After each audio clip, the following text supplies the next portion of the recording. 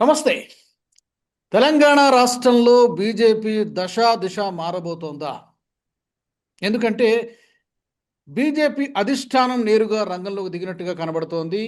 లీడర్ల మధ్య, fire brand లీడర్ల మధ్య ఉన్నటువంటి విభేదాలను పక్కన పెట్టి అందరినీ ఒకే తాటిపైకి తెచ్చేటువంటి ప్రయత్నం జరుగుతోందా? పర్టికులర్‌గా జాతీయ అధ్యక్షుడు నితిన్ నవీన్ గారి పర్యటన తర్వాత తెలంగాణలో 3 రోజుల పాటు ఆయన పర్యటించారు. ఈ పర్యటన తర్వాత లెక్కలన్నీ మారుతున్నట్టుగా కనబడుతోంది. దాంట్లో ఈరోజు అంటే ఈ వీడియో చేస్తున్నటువంటి రోజున ఇద్దరు ఫైర్ బ్రాండ్ లీడర్స్, ఉప్పు నిప్పులా ఉండేటువంటి ఇద్దరు fire brand leaders Etela Rajender అలాగే బండి సంజయ్ గారు ఒకే వేదిక పైన ఒక ఇంట్లో కలిశారు. అంటే సీనియర్ లీడర్ లక్ష్మణ్ గారి ఇంట్లో వాళ్ళిద్దరు భేటీ జరిగింది. ఆ తర్వాత మాట్లాడిన తర్వాత ఆ భేటీ గంటన్నర పాటు జరిగింది. భేటీ తర్వాత ముగ్గురు బయటకొచ్చారు. మా మధ్య విభేదాలేమీ లేవని చెప్పారు. అటు బండి సంజయ్ గారు, ఇటు ఈటెల రాజేందర్ గారు ఉన్నారు. ఆలింగనం చేసుకున్నారు. Shake hand ఇచ్చుకున్నారు. సో దీంతో ఒక స్పష్టమైనటువంటి సంకేతం ఇస్తూ ఉన్నారా అటు కేడర్‌కి గాని, నాయకులకు గాని, వీళ్ళందరికీ కూడా. ఈవెన్ పవర్‌లో ఉన్నటువంటి కాంగ్రెస్‌కి కూడా. ఇదేమన్నా ఒక డెఫినిట్‌గా ఒక ఛాలెంజ్ విసురుతోందా? అసలేం జరుగుతోంది బీజేపీలో ప్రస్తుతం? ఏ దిశగా ఎళ్తోంది? మాట్లాడదాం. నాతో జాయిన్ అవుతున్నారు విశ్లేషకులు పేకేటి ప్రసాద్ గారు. ప్రసాద్ గారు నమస్తే అండి. రాజు గారు నమస్కారం. ఏంటి బీజేపీ మేము కూడా రేసులో ఉన్నామని చెప్పే ప్రయత్నమా? నిజానికి బీజేపీ ఎప్పుడు కూడా స్ట్రాంగ్‌గానే ఉంది. వాళ్ళకేం లీడర్స్‌కి కొదువ లేదు. సో ఈరోజు జరిగినటువంటి ఈ భేటీని ఫస్ట్‌గా దాంతో మొదలు పెడదాం. ఈటెల రాజేందర్ గారు, బండి సంజయ్ గారు.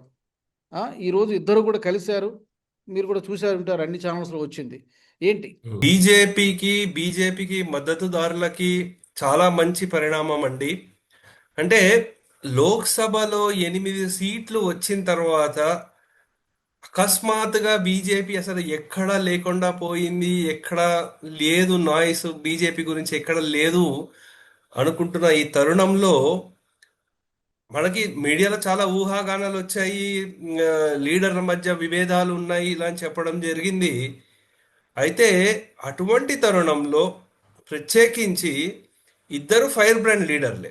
ఒక పక్క సంజయ్ గారు కానివ్వండి, ఈటల రాజేందర్ గారు కానివ్వండి, వాళ్ళు ఎంత ఫైర్ బ్రాండ్ అయినప్పటికీ కూడా వ్యక్తిగతంగా కలిసినప్పుడు వాళ్ళలో ఆ ప్రేమ ఆప్యాయత ఎప్పుడూ ఉంటుంది.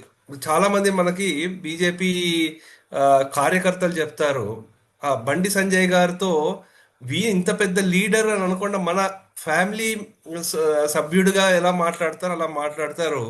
అలాగే ఈటల రాజేందర్ గారు కూడా వారిని కలవడానికి వెళ్ళినప్పుడు కార్యకర్తలు ఫస్ట్ వారు అడిగేది కూడా, ఏమండి మీరు ఏమైనా తిన్నారా, లేదంటే మీరు మా దగ్గర రండి బ్రేక్ఫాస్ట్ చేయండి, లేకపోతే ఆ లంచ్ టైంకి వెళ్తే మనకి ఎప్పుడు భోజనం పెట్టడం అవన్నీ అంటే వాళ్ళు చాలా ఒకటి చెప్పండి చక్కగా సార్. చూసుకుంటారు అది. ఇప్పుడు ఈటెల రాజేంద్ర గారు పక్క పార్టీ నుంచి వచ్చినా కూడా ఉమ్. సుదీర్ఘమైన పొలిటికల్ ఎక్స్పీరియన్స్ ఉంది. మంత్రిగా పనిచేశారు, ఎమ్మెల్యేగా పనిచేశారు, ఇప్పుడు ఎంపీగా ఉన్నారు. ఆయనకు సెపరేట్ ఒక మాస్ లీడర్ ఆయన కూడా. బండి సంజయ్ గారు ప్రజెంట్ కేంద్ర మంత్రిగా ఉన్నారు. గతంలో స్టేట్ ప్రెసిడెంట్గా చేశారు. ఆయన కూడా ఒక మాస్ లీడరే. అయితే ఇప్పుడు ఈ కోల్డ్ వార్ అనండి, లేకపోతే ఈ కమ్యూనికేషన్ గ్యాప్ అంటామా, ఎలా అంటాం, అసలు ఏమీ లేదా, కంప్లీట్గా మీడియా సృష్టినా, లేకపోతే ఎంతో కొంత ఉంది, దాన్ని ఇప్పుడు సరిచేసే ప్రయత్నం జరుగుతోందా? నిప్పు లేదే పొగ రాదు కదండి. ఎస్, ఏదో అదే ఉండి అంటున్నా. ఉంటుంది. ఇప్పుడు రాజకీయాల్లో ఎవరికి వాళ్ళు వాళ్ళ సత్తా చూపించుకోవడము, లేకపోతే వాళ్ళకి పవర్ ఇంపార్టెంట్, లేకపోతే ఎవరికి వాళ్ళు వాళ్ళ నాయకులుగా చూపించుకునే ప్రక్రియ ఏదైతే ఉందో చాలా ఇంపార్టెంట్. ఉమ్, అయితే ఇది కాంగ్రెస్లో ఎప్పుడూ ఎప్పటి నుంచో ఉంది కాబట్టి అది వాళ్ళు మొత్తం కొట్టుకున్నా ఎలా ఉన్నా సరే మళ్ళీ మేము కలిసి ఉన్నాము అంటే పవర్ గురించి వాళ్ళు అందరు కలిసిపోతారు, విభేదాలన్నీ పక్కన పెట్టి కలుస్తారు. బీజేపీకి ఇటువంటి భేదాభిప్రాయాలు ఇవన్నీ కొత్త. చెప్పాలంటే వాళ్ళు సంస్థాగతంగా మేము పార్టీ విత్ డిఫరెన్స్ ఇలా అంటారు, కానీ నాయకుల మధ్య విభేదాలు అంటే ఎలా ఉన్నా మేము డిసిప్లిన్ ఫాలో అవుతాము, పవర్ వచ్చినా రాకపోయినా అన్న స్టేజ్ నుంచి బీజేపీ కూడా మారుతోంది. ఎలా అంటే రాజకీయ నాయకులు మంచి పలుకుబడి ఉండేవాళ్ళు, వాళ్ళ విభేదాలు ఉన్నప్పటికీ కూడా వాళ్ళని కలిపి ముందుకెళ్ళి ఎలాగైనా పదవి సాధించుకోవాలి అన్న పట్టుదల బీజేపీలో మనకి ప్రస్ఫుటంగా కనిపిస్తోంది. ఎందుకంటే ఉమ్, దీనికి ఇక్కడ మనకి ఉదాహరణ మనం చూడాలంటే అండి, అస్సాంలో హిమంత బిశ్వ శర్మ వారు కాంగ్రెస్ నుంచి వచ్చారు. ఇంకా త్రిపురలో వారు కూడా కాంగ్రెస్ నుంచి వచ్చిన వారు సీఎం అయ్యారు. సువేందు అధికారి గారు వారు బెంగాల్ నుంచి టిఎంసి. వచ్చిన వారే, టిఎంసీలో. సో ఆ ధోరణి చూస్తుంటే బీజేపీ కూడా ఏంటంటే, సరే ఐడియాలజీ ఉంటుంది, అలాగే పవర్ ఇంపార్టెంట్ అన్నది వాళ్ళు అర్థం చేసుకున్నారు. 2024 ఎలక్షన్స్ తర్వాత బీజేపీలో వాళ్ళ వ్యూహ రచనలో మార్పు ఏంటంటే, వాళ్ళు ఎక్కువగా అక్కడున్న లోకల్ లీడర్స్ ఎవరైతే ఉన్నారో స్థానికంగా వాళ్ళని బలోపేతం చేయడం జరుగుతోంది. మోదీ గారు లాస్ట్ మూమెంట్లో రావడము ఇది ఉంది. ఇదివరకు ఎలా ఉండేదంటే Modi versus others regional leaders గా ఉండేది. కానీ ఇప్పుడు వాళ్ళు స్థానికంగా ఉన్న నాయకుల్ని బలోపేతం చేస్తున్నారు. వాళ్ళలో ఉన్న విభేదాలని పక్కన పెడుతున్నారు. దాంతో పాటు ఈ గవర్నమెంట్ లో ఉండే వాళ్ళని ఎదుర్కొంటున్నారు, అంటే అందరు కలిసి ఎదుర్కొంటున్నారు. అయితే అంటే ముఖ్యంగా సార్ అక్కడ చూడాల్సింది ఏంటంటే, సంఖ్యాపరంగా చూస్తే మనకి 8 మంది ఎంపీలు ఉన్నారు. డిస్ట్రిక్ట్స్లో కూడా చాలా సుదీర్ఘంగా ఎప్పటి నుంచో పార్టీని అంటిపెట్టుకుని డెడికేటెడ్గా పనిచేసేటువంటి నాయకులు ఉన్నారు. తల్లోజు ఆచార్య లాంటి వాళ్ళు, ఇట్లా చాలామంది చెప్పుకుంటూ చాలామంది ఉన్నారు. కాకపోతే సమస్యలు ఎక్కడ వస్తుందంటే కోఆర్డినేషన్ లోపిస్తోంది. అందరూ కూడా ఇండివిజువల్ ప్లేయర్స్ లాగానే ఆడుతున్నారు, కానీ యాజ్ ఎ టీమ్గా ప్లే చేయడం లేదు. ప్రభుత్వాన్ని ప్రశ్నించడంలో కానీ, లేకపోతే ఈ ప్రజా సమస్యలపై మాట్లాడడంలో కానీ ఎవరి పరిధిలో వాళ్ళు మాట్లాడుకుంటూ పోతున్నారు, కానీ పార్టీని బలోపేతం చేసేటువంటి దిశగా కోఆర్డినేటెడ్గా పని చేయడం లేదు. ధర్మపురి అరవింద్ గారు ఒక, రఘునందన్ గారు ఒక సెక్షన్, ఇప్పుడు ఈ సంజయ్ గారు, ఈటెల గారు, ఇట్లా ఎవరి హద్దుల్లో వాళ్ళు ఉండి బౌండరీస్లో ఉండి పని చేసుకుంటున్నారనేటువంటి విమర్శ ఉంది. బహుశా ఇప్పుడు అది మారుతుందేమో, మరి మేబీ ఇప్పుడు ఈ రోజు జరిగిన దాని తర్వాత ఆ ఇండికేషన్స్ కనబడుతున్నాయి. మంచి ఉదాహరణ మనం ఇవ్వాల్సింది బెంగాల్ అండి.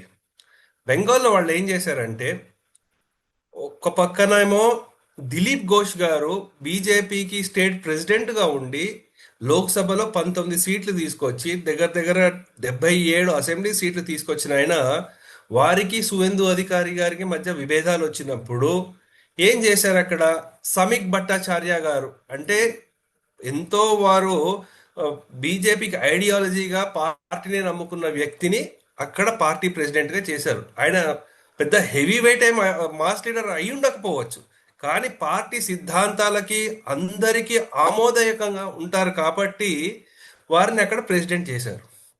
సేమ్ అదే ఇక్కడ కూడా మనం చూసుకుంటే రామచంద్రరావు గారు ఆయన అజాత శత్రువు.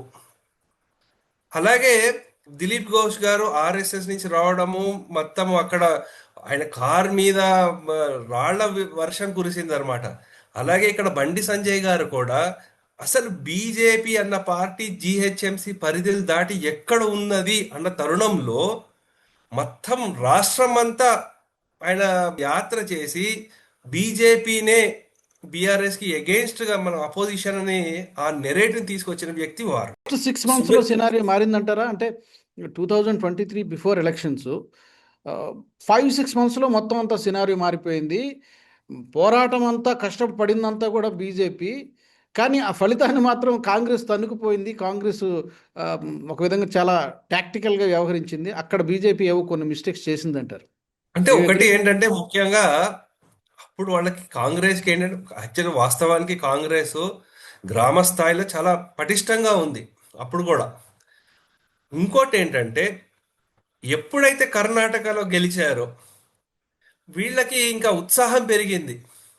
దాంతో పాటు అక్కడుండే డికే శివకుమార్ గారు వాళ్ళందరూ కూడా ఇక్కడుండే నాయకులకు మంచి సపోర్ట్ ఇవ్వడము, దాంతో వాళ్ళకి ఏంటంటే ఉత్సాహం వచ్చింది.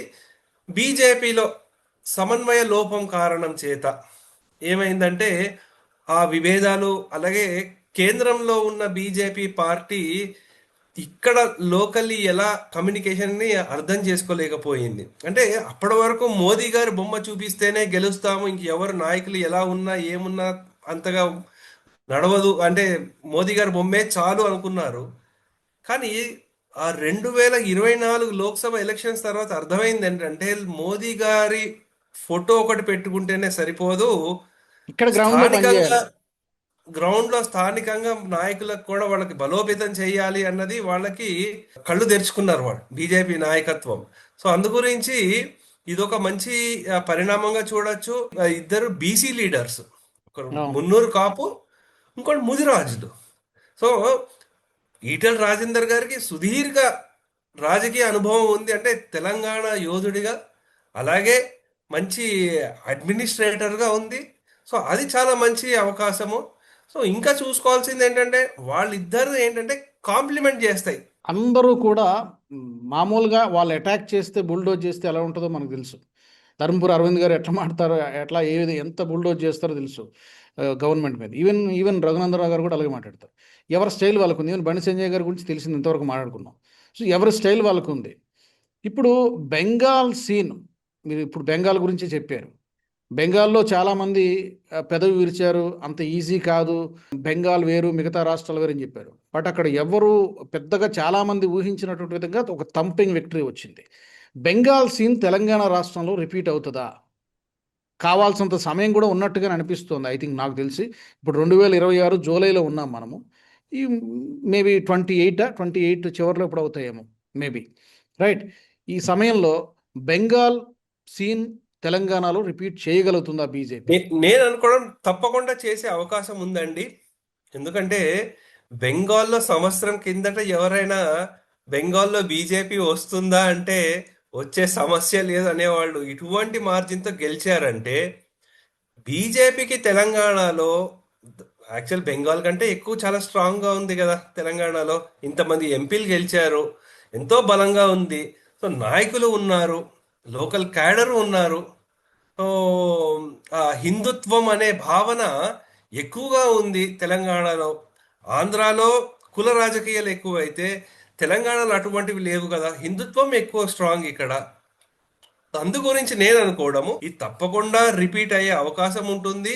బహుశా మనకి కేంద్రం నుంచి వచ్చిన నాయకులు నితిన్ నబీన్ గారు కానివ్వండి, ఇప్పుడు బన్సల్ గారు కూడా ప్రత్యేకించి శ్రద్ధ పెట్టారు.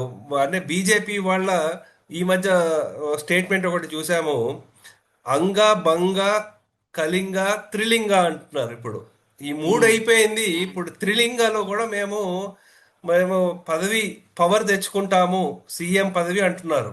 కాషాయ జెండా రెపరెపలు ఆడిస్తాము అంటున్నారు. సో ఆ విధంగా చూస్తే అండి తప్పకుండా ఇది ఒక మంచి పరిణామము బీజేపీ. ఎందుకంటే మిగతా రాష్ట్రాల్లో 3 టర్మ్లు 4 టర్మ్స్ ఉన్న చోట అక్కడ వాళ్ళకి వ్యతిరేక రావచ్చు. దాన్ని కాంపన్సేట్ చేయడానికి ఒక తెలంగాణ మంచి ఒక ఫర్టైల్ గ్రౌండ్ అని చెప్పొచ్చండి మనం.